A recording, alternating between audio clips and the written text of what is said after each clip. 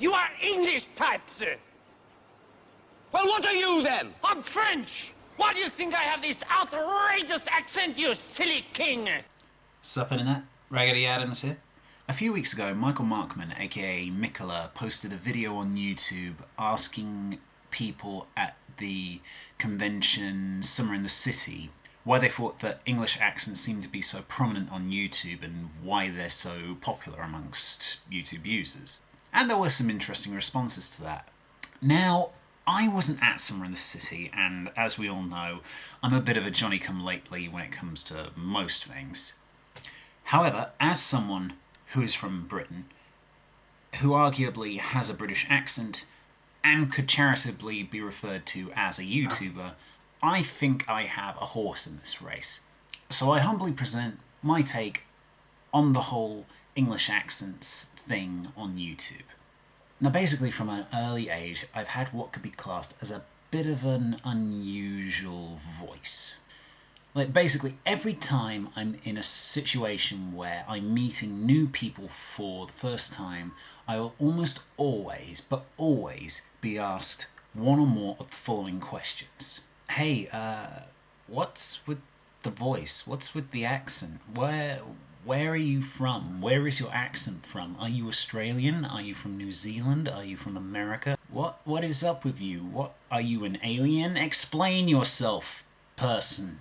Now, the thing that kind of frustrates me about these questions is that most of the time people will ask where my accent is from as a shortcut to kind of, asking where I'm from. My accent and your accent and everybody's accent doesn't really come from a particular place. It's sort of a nature versus nurture thing where you absorb the information that is closest to you. If you're exposed to a particularly strong accent, chances are it's going to make your accent very similar.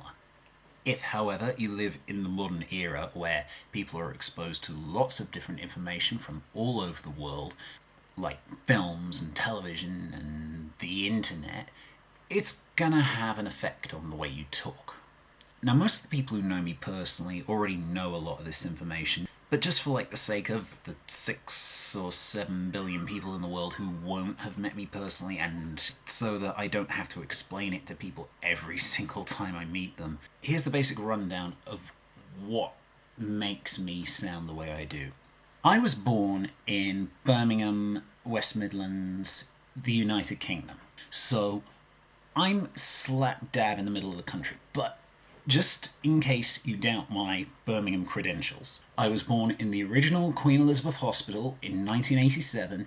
My father was from Birmingham, his parents were from Birmingham, they were all raised in and around the Birmingham area. When I was a baby, I was raised in Spark Hill, which is in the sort of centre of the city, and as I got older, then we moved into Acox Green and Hall Green, which are kind of on the outskirts, until eventually when I started college, we moved into Alton Solihull, which is a sort of a suburban town just on the outskirts of Birmingham.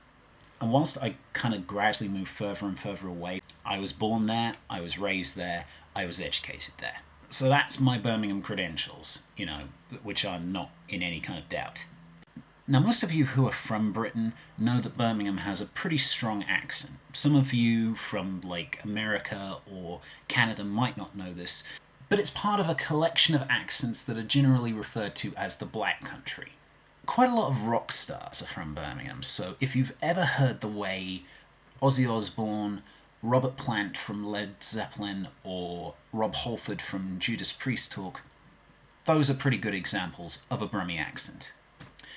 Now, as I say, my father's side of the family were all from Birmingham. However, my mother was born in Halifax, Nova Scotia, which is in eastern Canada. And she lived there until she was about 9 months old when she was brought over to this country by her parents, my grandparents. And they settled in a town called Havant in Hampshire, which is just outside of Portsmouth. Now, I didn't know my father because he died when I was a little baby. But the family that I had on my father's side did help to raise me. My grandparents on my father's side were really, really loving and affectionate. Most of my aunts and uncles were good, upstanding people who were always happy to look out for me. And as a rule, I got on with most of my cousins and still do to this day. And because most of them were all raised in the Birmingham area, they all had very strong Brummie accents. My mother, on the other hand, is from Portsmouth and the surrounding area, and her accent could be described as kind of a cross between the West Country accent of, say, Southampton or Bristol, and the kind of Estuaries accent of, say, London. Like an example would be the way she pronounces certain vowel sounds. Like when she means cancel, as in cancellation, she says cancel. Which is fair enough, it's just the way she talks. But her late father, my late grandfather, he was born and raised in rural Canada. He was from Huntsville, Ontario, and he later joined the Navy and travelled and obviously met my grandmother and went on to settle in Britain. But I still have a pretty big extended family in rural Ontario. So naturally, when you take that into account, you can kind of see why my accent is a little bit weird and a little bit muddled. I mean, at the risk of sounding full of it, when I was little, I used to get a lot of comments about the way I talk. Oh, doesn't he sound posh? Oh, doesn't he sound clever? Oh, isn't he so well read? I'm paraphrasing, obviously. But the fact is, it took me a very long time to learn to read and to learn to speak properly. And the reason for that was I was diagnosed at a pretty early age with Asperger's syndrome. And one of the things about Asperger's syndrome is that it makes it very difficult for people to communicate and to be understood. And it's not just a language thing, it's a body language thing as well. Like, for instance, you may notice in a lot of my videos that I'm not very good at, like, keeping eye contact. That's not just because I'm on camera. It happens when I'm in regular conversations with normal people as well. And luckily I got the help that I needed pretty early on, but not everyone with Asperger's syndrome does get that help, and a lot of them do still struggle with it. So what's all that crap got to do with the way I talk? Well, everything, really. The people that surrounded me at an early age weren't the only influences on the way I talked. As a kid, growing up at the tail end of the 80s and the start of the 90s, I was right there when the VHS boom came along. And as a small child, I would often watch tons and tons and tons of TV and videos and cartoons, and I would watch them over and over and over. To this day, I can still recite entire sections of Charlie and the Chocolate Factory by Roald Dahl completely from memory. Now, one of the advantages that this obviously has is it makes it really easy for me to do impressions when I want to. Well, that's how I found my new shell. It looks exactly like my old shell, and I found it in the same dumpster, but this one had a live raccoon inside. I shall take my vengeance on society, by which I mean convenience stores, and who would ever suspect me, Professor Jailbird? The Taylors, the Barzinis, the Moriartys, they all got contracts on me. The feds are watching me. Kiefer is investigating me. The RSPCA is after me about this horse thing. You've got to listen to me. Elementary chaos theory tells us that all robots will eventually turn against their masters and run amok in an orgy of the blood and the violence and the kicking and the metal teeth and the hurting and shoving.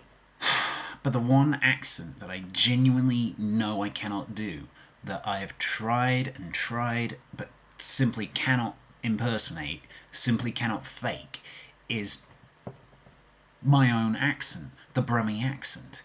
It's practically impossible for me to do it without just like feeling really self-conscious or just doing a very lazy Mancunian or a Scouse accent instead. Like, I can impersonate all four of the Beatles, like, distinctly as four different people, but I can't do my own accent. And if you don't believe me, hey Ringo, I've just had the strangest dream. It was something about an Eggman and a yellow man of custard dripping from a dead dog's eye. Well, that's why you shouldn't smoke them funny cigarettes, John. They make you go all potty and think about Indian things like the Kama Sutra, and that's rude. Oh, it's all in the mind, you know, lads. You just gotta keep a stiff upper head. Well, people always say that I was the most boring out of the Beatles, but I was a real wild child in college, you know. I used to dress as Frankenfurter and drink snakebite and black. And for those of you who often wonder why I sound a little bit like an Australian or a Kiwi, you know how I say I watch TV and films religiously? Well, some of that came from Australia and New Zealand too, you know. So that's why I have a crazy accent. I don't really know what people think about it, whether people like it. But as a great man once said, enjoy your body. Use it any way you can. Don't be afraid of it, or whatever people think of it. It's the greatest instrument you'll ever own. And I think that's a good lesson to live by. So yeah, that's basically it for this week. Things may get a little hectic over the next week or two, mostly because, you know, like so many of us, I'm going back to university as well. However, I am going to try and get at least one video, long or short, out every week. So in the meantime, Raggedy Adams out.